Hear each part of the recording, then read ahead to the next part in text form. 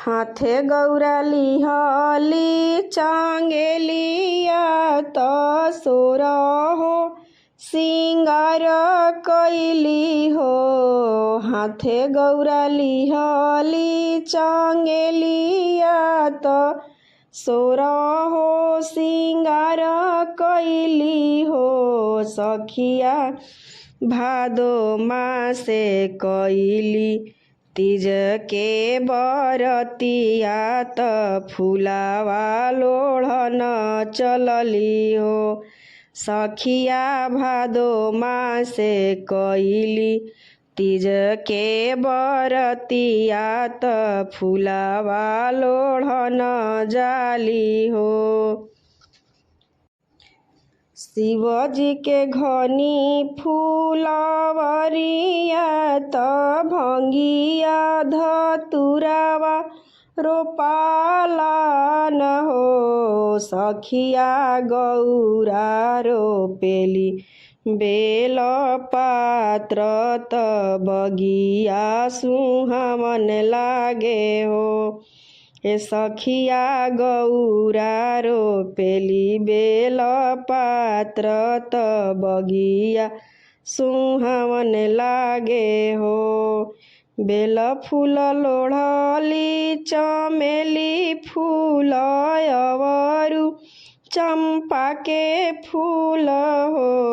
सखिया भंगिया धतुरवा गौरा लोढ़ेली शिव पर चढ़ावेली हो। सखिया भंगिया धतुरवा गौरा लोढ़ेली शिव पर चढ़ावेली हो।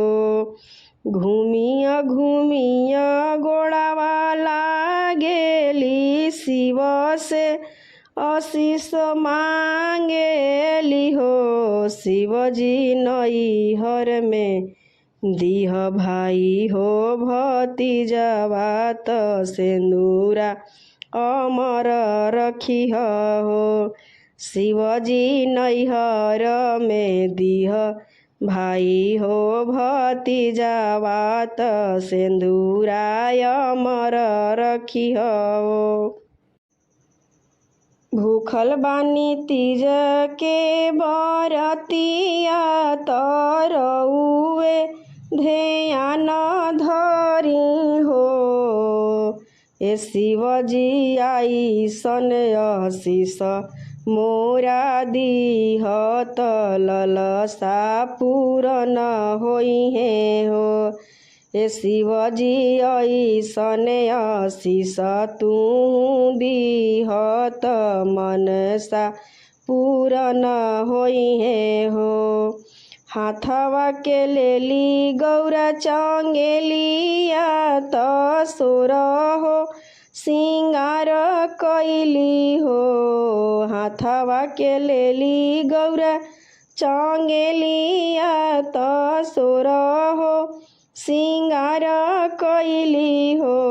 सखिया भादो मासे कैली तीज के बरतिया त फुलावा लोढ़न जाली हो।